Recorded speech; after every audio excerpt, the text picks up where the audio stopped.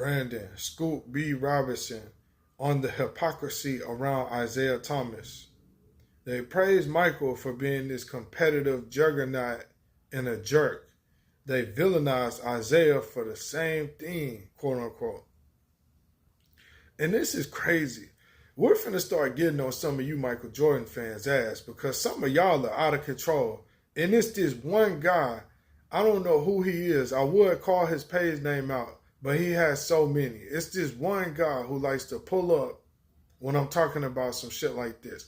And he likes to troll. He likes to go back and forth. He's an MJ guy. So whenever I say anything about LeBron, it's like he has to attack me for the sake of MJ. And it's like, bruh, y'all fools are brainwashed by MJ. So I got a quick read on this. Then we're going to touch into all of this really quick. We're going to wrap this up. So look, Scoop B argues that Isiah was unfairly villainized for traits that had been celebrated with MJ. Quote, the critique that one person shared with me that I think that is so interesting is the same way that people praise MJ for being this competitive juggernaut and sometimes a jerk, they praised him for that. As a 6'6" guy, for somebody under 6'6", they villainized Isiah for the same thing, Brandon shared, end quote. So it's like, yo, about this MJ thing really quick. And yes, this is 100% accurate. This is what it looks like when you're keeping it real instead of being biased or brainwashed by MJ. And I love MJ, but we got to keep it real at a certain point. So look, let's go for it. This one guy was coming at me in the comments on a post that wasn't even an MJ versus LeBron post, right?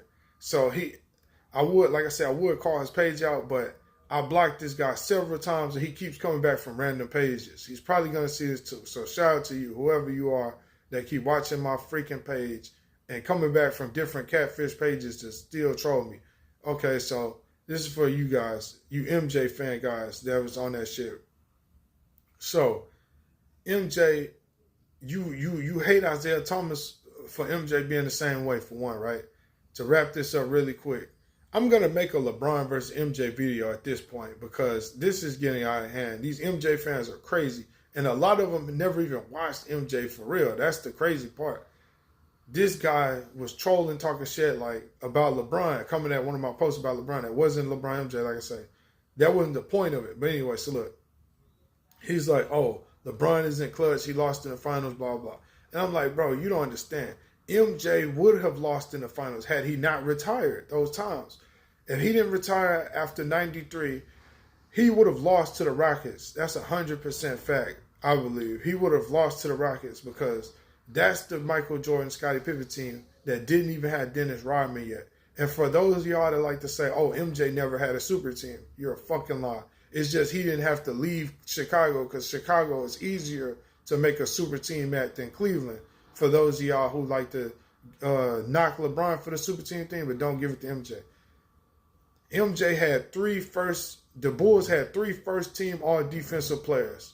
Just because it ain't first-team offense, they act like it's not a super team.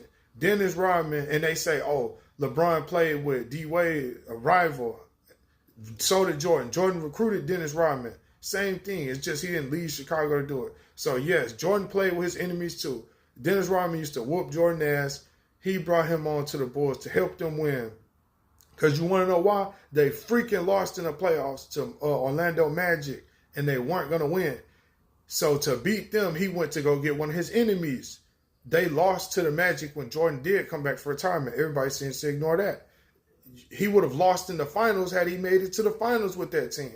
To the Rockets, like I'm saying. He didn't even make it to the finals to face the Rockets. If he didn't retire that first time, he probably doesn't even make it to the finals again for a long-ass time. He probably loses to Orlando a few years in a row. See, he lost. He came back. The Rockets won a championship that year. They probably would have beat Jordan too. And I'm going to wrap this up. They probably would have beat Jordan whether he retired or not. The Rockets probably would have won those championships in the 90s, whether Jordan retired or not. Jordan retires. Houston wins. MJ comes back. They lose to the Orlando Magic with Shaq and Penny. Yes, they lose. After they lose, they go get Dennis Rodman, one of Jordan's enemies. If they don't do that, the Bulls don't even have a three-peat again. So for everybody acting like he just was invincible and didn't play with his rivals and all that, y'all are grossly mistaken. Had they not got Dennis Rodman, they would have lost. Had he not retired those years, they would have lost to the Rockets still. So it's like, come on, bro. He would have had mad losses for those y'all who think he can't lose in the finals. So on the other side of that, if he didn't retire in 98, he didn't even, I don't want to say he was scared to play, but he didn't want to play after 98 because Phil Jackson wasn't going to be there. And then Scottie Pippen probably wasn't going to be there. So he didn't want to play by himself again, risk losing, because everybody knows him as this invincible God. And if he play and lose, he's not, you know what I'm saying? So people act like he just couldn't lose, and they want to crucify LeBron for losing. LeBron played 20 years plus straight. He didn't retire. He didn't quit. He went to the finals 10 straight years or whatever it is. 9 out of 10 years, whatever it was. LeBron ass went to the finals all them years straight. Jordan didn't even do that. Win, lose, or draw. He didn't go straight. He retired. He got super teams built. You know, all kind of shit. But people don't want to look at it like that. So all this Jordan weird shit, and he doesn't have the most rings either. If you want to say, oh, he got more rings than LeBron. Bill Russell got more rings than him. What else you want to say? Oh, you don't want to count Russell rings because the competition was inferior. People say that about Jordan right now. What else do you want to say? People look at them 90s championships and question them because the competition wasn't that good. Kind of like how the MJ people did for Bill Russell, right?